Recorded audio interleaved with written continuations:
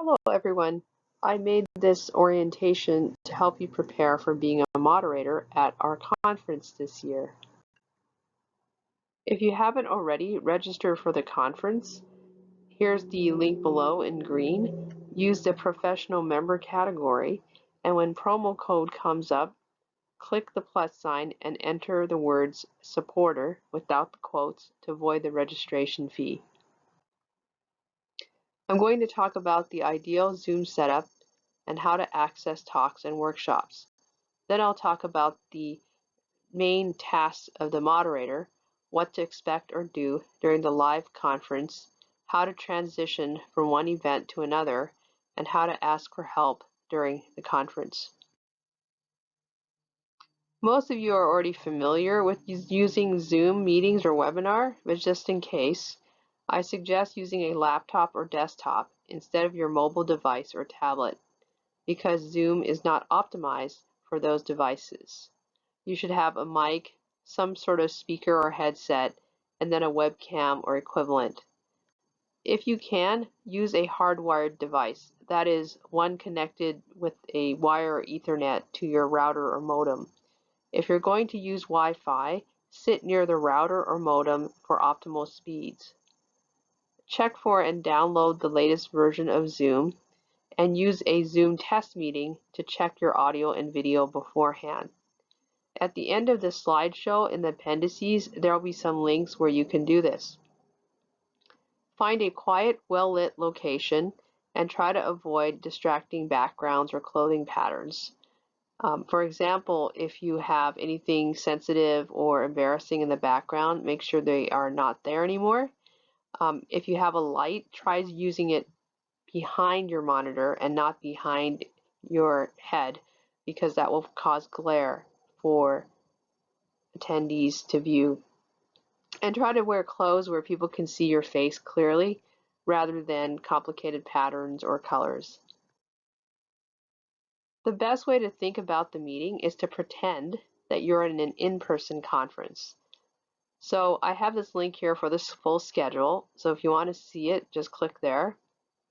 When you're at an in-person meeting, if you're going from one talk to another, you often have to leave one room and then walk to another room, and you can't be in both rooms at once. So similarly, for a webinar, to go from one webinar track to another, you have to leave one and go to the other. Don't try to visit two webinar tracks at the same time. If you're a moderator at an in-person conference, you would likely arrive 10 to 15 minutes before the talk.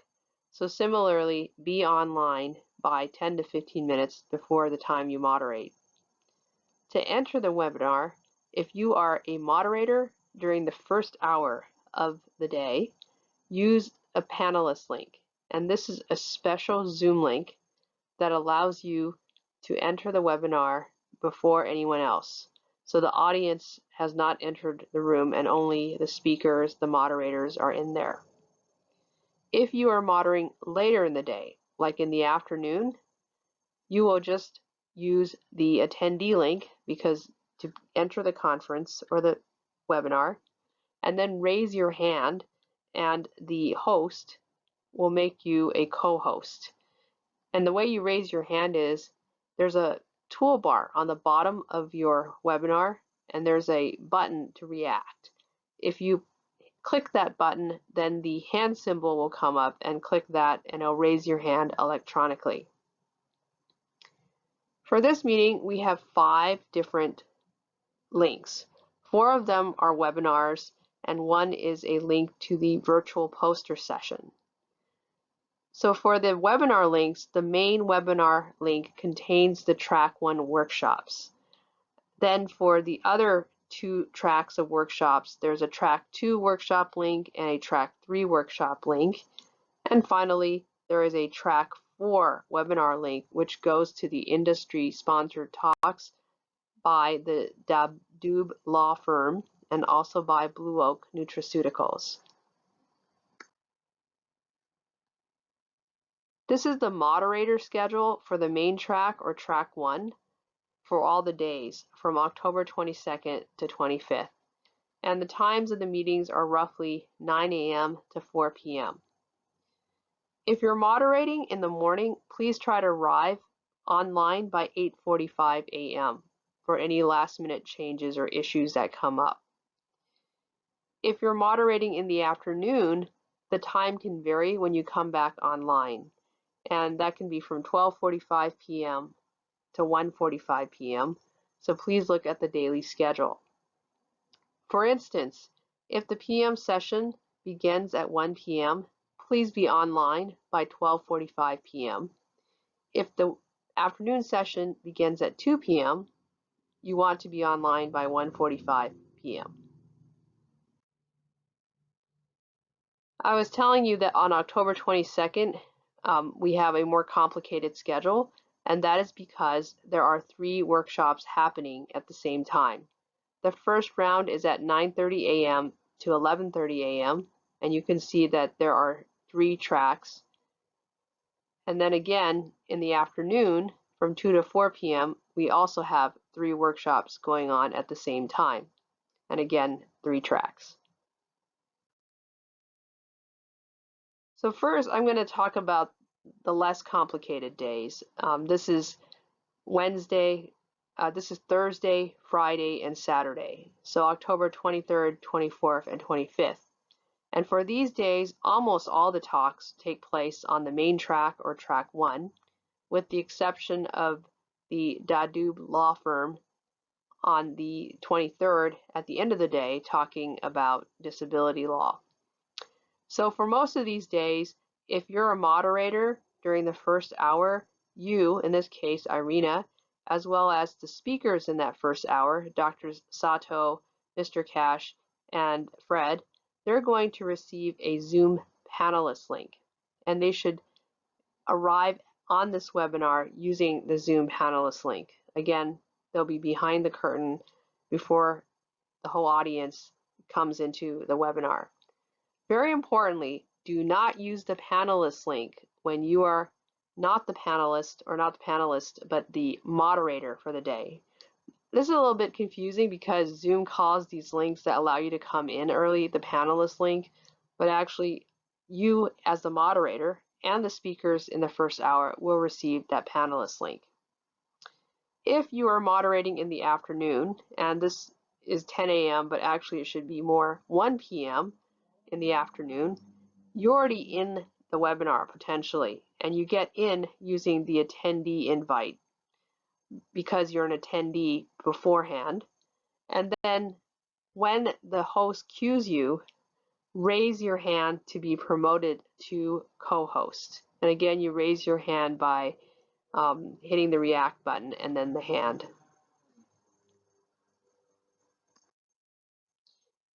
This is just a repeat of October 22nd, which is the most complicated day because we'll be using all 4 webinar tracks. So from 9 to 9:30, everyone's on track 1. And then from 9:30 to 11:30, the first round of workshops happens. So Fred will stay on in the same track, track 1, but Chuck and I, as the moderators for the other 2 workshops, we have to leave and either go into track 2 or track 3. And Chuck, raise your hand when you arrive on track 3 so that the host can promote you to be the co-host. Everyone then comes back into track 1 for the main talk by Dr. Al-Ali. And one thing we can do is, Chuck, remind people to come back into the main track, track 1, for this talk. Afterwards, there's a lunch period and an optional industry-sponsored talk.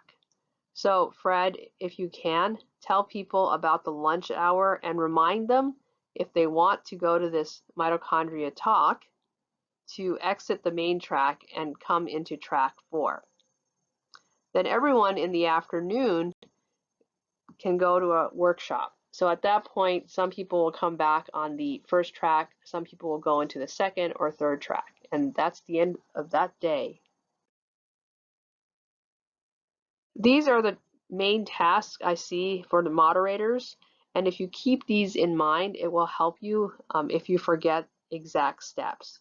So the main tasks: introduce speakers, keep the conference running smoothly and on time, run the question and answer session, except for the workshops, because some of the workshop speakers, they want to run their own Q&A potentially, and prompt or remind speakers and attendants how to act. Attendees and speakers will also receive some materials on how to log in, how to ask questions, how to speak, etc. But some people may forget, especially if they're nervous when they're on during the conference. And finally, assist with troubleshooting. And hopefully we won't have a lot of issues. For the most part, we haven't. So here's the meeting flow. You've already logged in as the moderator. Remember to turn on your camera and mic so the audience can see you, and then ask the speakers in the audience to raise their hand. And find them in the participants panel and promote them to panelist. So the way to do that is the Zoom webinar toolbar on the bottom, there's a participants button. Click that and this window will come up. And you'll see there are two tabs. There's a tab for panelists and a tab for attendees. If you click the tab for attendees, you'll see a bunch of names, and the people who raise their hand will be at the top. So here we have Nick raising his hand, and in a minute Harlow is going to raise her hand. Once they raise their hand, you hover over their name. So hover like this or to the right, and you'll see these two blue boxes show up. One of the boxes is more. If you click on it and then click promote to panelists, there's a little bit of a flash and a whir, and then that person, Harlow in this case, they will no longer be under attendees. They'll be in the panelists tab. You click panelists, you'll see their name there. Now, when speakers are part of a session, they should always have their camera on, but when they're not speaking, they should have their mic off. And as a reminder, when you are on Zoom webinar, it's not like Zoom meeting. You're not going to see a bunch of faces or video streams of the audience. You're just going to see the panelists and the slides that are shared. The audience will see the moderator, you, the panelists, and the slides, and they will also not see all the other people attending. So now it's one panelist's turn to speak. Announce their name, the title of their talk, and their affiliation or organization. For the workshops and the talks with multiple speakers in the schedule, like that for SolveME, just announce everyone at the beginning, because after that, those multiple speakers will run the show themselves for their workshop or their session.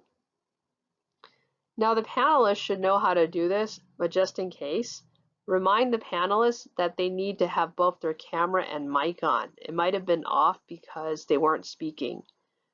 They should click the share icon, the green button, and then pick the window with their slides. And once the slides are up, they should select slideshow in PowerPoint or the equivalent so that their whole slide fills the screen and it's not some small version of the slide. And then of course they should know to use the mouse and click to go up and down to advance the slides, or they can use up and down keys on their keyboard. For the most part, speakers should already know how to do this, but if they're nervous or if they forget, then you can remind them. So the duration of the talks. For the research talks that are grouped 2 or 3 talks to a session, each person has 15 minutes. For the main track special talks, like the plenary or the keynotes, you can see on the schedule that the whole session lasts for an hour.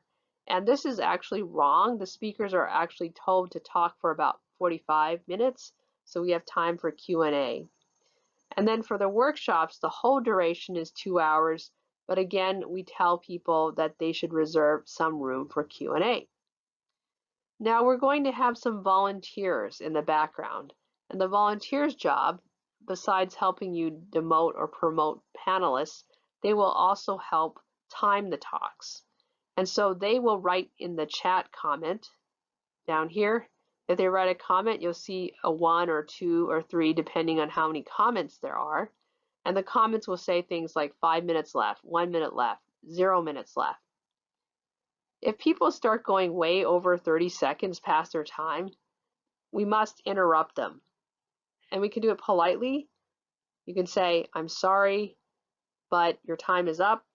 We need to reserve time for other people to present their work, and then move on. And for the most part, people understand this, that you can't hog too much time, and they've also been told multiple times how much time they have and to time themselves to prepare. Now, most panelists know how to do this, but they don't. Remind them to stop sharing their slides and to turn off their mic so the next speaker can speak. After everyone has presented their work, there is some time for Q&A.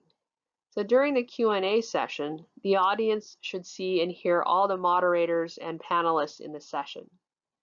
Remind the panelists, this shouldn't be attendees, it should be panelists, to turn on their camera and mic. Again, their mic might be off because they haven't spoken for a while.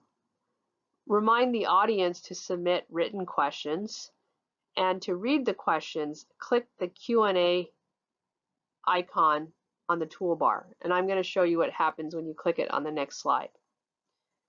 You might remember in past conferences we ask questions in a round-robin manner. So you ask the panelists one question, then you go on to the second panelist, ask them a question, and then the third panelist. And then you repeat. You go back to the first panelist and ask them the next question. I would suggest prioritizing the upvoted questions and the answer live questions. The people in the audience, if they have the same question as someone else, they can vote for it. And the panelists, if they have an item they really want, they're eager to answer, they can hit answer live, and that will tell you they want that question asked. Q&A generally will last 10 to 15 minutes. And again, we'll have a timer in the background who will tell you if people have 5, 1, or 0 minutes left in the Q&A. So when you click the Q&A box, first of all, the icon might look a little different. It might look like this instead, depending on your version of Zoom. You're going to see a window pop up with 3 tabs: opened questions, answered questions, and dismissed questions. On the Open tab, you'll see the person who asked the question itself, and then under it, the thumbs up, which is how many people have upvoted that question. And the most upvoted questions always are at the top of the Open Questions screen. If the speaker wants to answer a question live, you'll see a note under the question after they push Answer Live that says, speaker wants to answer this live. And so that's a question you want to read out loud. They may also choose to type an answer, and in that case, if they type an answer, it'll go into the Answered tab instead of staying on the Open tab. At the end of the hour or the end of the session, we'll ask the volunteer tech to dismiss all the questions, so you won't be faced with a long list of questions that make it hard to see what's being upvoted, etc. If during this session you need help, click on the chat box and send a chat message to host/panelists. Right now it says to everyone, but use the drop-down box and click so it says hosts and panelists, and address at T for the volunteers tech help, and at L for me, especially on Thursday, Friday, and Saturday, because I'll be in the audience. The audience does not see these messages. Now, let's say the tech is unable to help. On October 22nd, text me your message at this number. On October 23rd to 25th, you can send me a chat message at L and then write your question or concern. If it's a less urgent matter, you can also email me And also if you're unable to text, but I might take longer to answer an email since I might be paying attention to other parts of the conference. If your mic fails or if the panelist's mic fails, they can use the telephone, or you can use the telephone to narrate what is going on. First of all, send a chat message to the tech or to me and tell us that you're switching to the telephone. Then, when you go down to your toolbar, there is an up arrow next to the mic, and if you click it, there's an option to leave the computer audio and switch to the telephone. Then another window will pop up where you can pick your country, dial the local phone number, enter the webinar ID or passcode, and then be able to speak into the phone. So this next slide shows exactly what happens when you click that up arrow. You'll see leave computer audio or some version of that and switch to phone audio. And then you see this next window pop up that has countries you can pick from and numbers you can dial from. Now, one thing I'm not sure of is whether the numbers will include those in the UK. So keep that in mind, Louise. But it should have Canada and some other common countries. Transitions. At the end of the session or the hour or the workshop, thank the panelists for speaking and then demote them back to attendee. And that works exactly the same way as like promoting them to speaker in slide 11. Go back to slide 11. And then announce the next session or event and repeat again. Ask the next set of panelists to raise their hand. Go back to slide 11 if you need to see that again. And then it repeats the process. If the next event is a workshop, a poster session, or an industry-sponsored talk, remember that these are on other webinar tracks or website links, and remind attendees to log out of the main track, which is track 1, and if they wish, and then log into the appropriate track 2, 3, 4 at the right time. And if you go back to slide 11, you'll see we have 4 webinar links and 1 poster session link. Here is the appendix I talked about earlier. The first 3 discuss things like how to download the latest version of Zoom. And then these next 2 links, which I suggest you look at, they're very short videos from Zoom about how to promote and demote panelists and how the webinar Q&A and chat functions work. So that's all I have to say. And if you have any further questions, feel free to email me. If it would help, we can also talk on the phone, or I can go on a quick webinar with you and demonstrate some of the functions. We've not had a lot of issues with running conferences, and so I hope that this next conference will be just as smooth. Thanks for helping out. Good night.